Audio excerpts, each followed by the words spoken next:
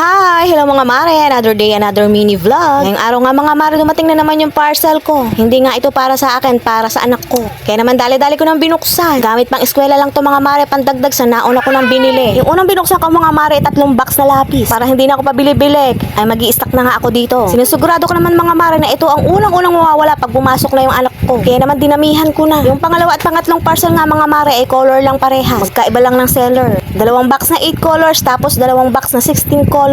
Paunti-unti mga mare, makukumpleto ko na nga yung mga gamit pang eskwela ng anak ko. Tahimik ako pero malagayang kalooban ko pag nakikita ko na nabibilang ko na ng gamit sa eskwela yung anak ko. Incoming kindergarten nga pala yung panganay ko pagdating ng pasukan. Kaya hanggat may pera ay inuutay-utay ko na. At lalong higit yung sa mura pa. Kasi pag rush hour na nga mo binili to nako. Sinusigurado ko double price na to. Malayo-layo pa man din yung pasukan pero ako ready na. Para sa gagamitin ng anak ko. Mas mainam na yung maagap kaysa pahuli-huli. Kung kailan wala ng perang pambili. Anyways mga mare, matapos ko nga ma-unbox yung mga parcel ko, ay dumiting naman yung nagdi-deliver ng tubig. Kaya naman dali-dali ko nang pinalabas sa anak ko yung 2 walang laman na galon para i-refill. At pagkatapos nga mga mare, nag-scroll nga ako sa Facebook at may nakita nga akong trendy. Lahat nga daw ng TV nila na Astron ay nag-stack sa logo ng Android. Dahil nga sa Astron yung TV namin mga mare, dali-dali ko nga binuksan at ganito nga na nga rin ang nangyari. Katulad nga sa nangyari sa TV nila, nag-stack nga din sa logo. At ang sabi nga nila mga mare, nag-update nga daw ng system ng Astron. Kaya lahat ng Astron TV sa buong Pilipinas, ganito ang mangyayari. Naku po,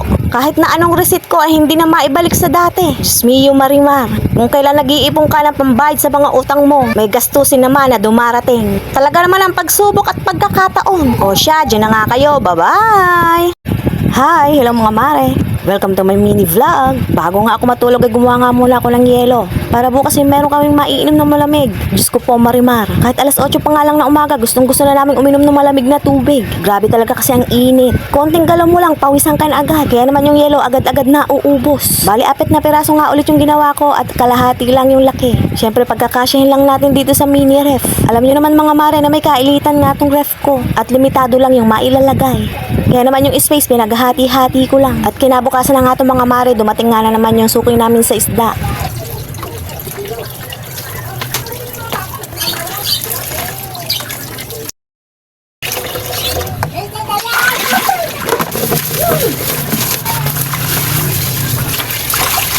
Bali, ang nabili ko naman mga mare ay yung tuna head at yung halagang 100 pesos lang. Tapos sinugasan ko lang nga rin at siya kung iluluto para sa tanghalian namin. Pagkahugas ko nga mga mare, pinaghihiwa ko lang nga itong pang-paaroma natin habang pinipirito ko yung mga tuna. Bali, hindi ko na nga pala isinama yung pinakaulo ng tuna. At ang binigay nga lang sa akin ng nagtitinda ng isda yung pinakalaman ng ulo. Adobo sa gata nga ang bala kong iluto dito.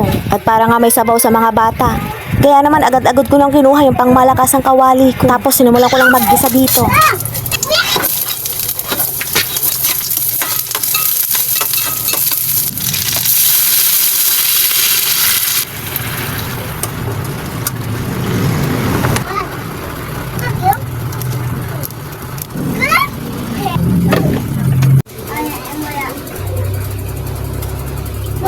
Sobrang gandang-ganda nga ako dito sa kawali ko. Hindi lang siya basta pampirito. Pwede mo rin siyang paglutuan ng may mga sabaw katulad nga nito.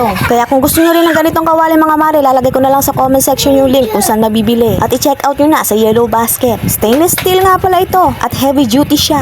Nasa 24 cm. At hindi basta-basta mga ngalawa. O siya mga mare, patapos na nga itong video ko. Diyan na nga kayo. Bye-bye!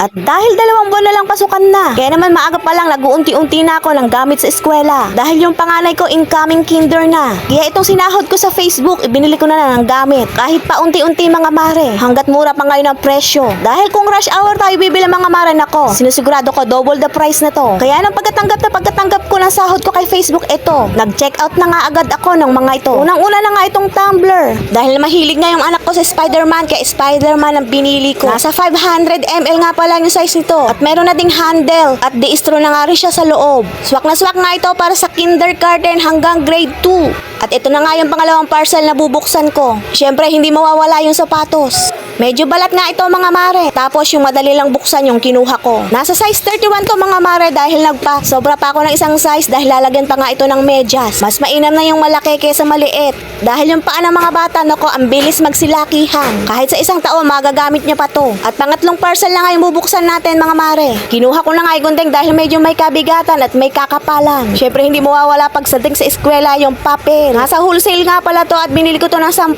piraso. At yung bawat isa ay nasa 80 leaves. Nako, sa panahon nga ngayon mga mare, hindi na kailangan ng pasosyalan. Dapat practical ka. Kahit na mura, basta may quality. Tapos pang-apat na parcel mga mare. Spider-Man pa rin na bag ang binili ko mga mare. Napakaganda ng quality nito ng mga mare. Napakakapal. Napakatibay ng tahi at ang daming compartment na mapaglalagyan. Pwede ka rin maglagay ng payong at tumbler sa dalawang gilid niya mga mare. At habang binubuksan ko nga itong mga mare, yung anak ko excited na pumasok. Gusto niya na nga pagsusutin itong mga binili ko. Paano ba naman kasi ang gaganda. Kaya kung mapapanood mo nga itong mga mare, sign na para mag-unti-unti ka na rin ng mga gamit sa eskwela. Kahapon nga mga mare, nagpunta nga kami ng panganay ko sa palengke. At bumili nga ako ng uniform na t-shirt. Mas mainam kasi mga mare na actual ko siyang makikita kaysa sa online. Kaya pumunta na kami dito sa palengke at size 40 nga pala to. 90 pesos nga pala ang isa nito kaya napabili ako ng 3 piraso. Tapos kainaman nga mga mare, may nagbigay nga pala sa akin ng short na pampaso. Kaso yung iba mga mare medyo malalaki pa. Kaya yung t-shirt sinamahan ko na ng 1 pirasong short na kasyang-kasya sa kanya. Konti na nga lang ang kulang mga mare at makukumpleto ko na yung school supplies ng anak ko. At ang mahalaga, hindi na ako mamumroblema pagdating ng pasukan. Notebook, color, lapis na nga lang ang kulang. Uunti-untiin pa rin natin yan. Kaya naman mga mare, kung bet nyo nga itong mga school supplies ng mga anak ko, ilalagay ko na nga lang sa comment section yung link kung saan mabibili. At i-check out nyo na sa Yellow Basket. Go!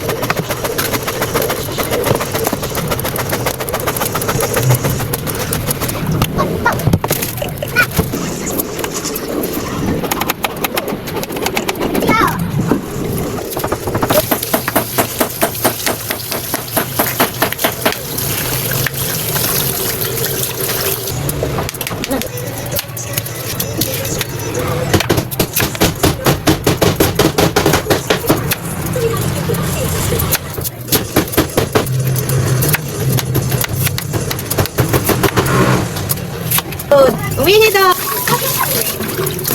Ah, sige, sabihin mo sa kako mo, diyan ka umihi.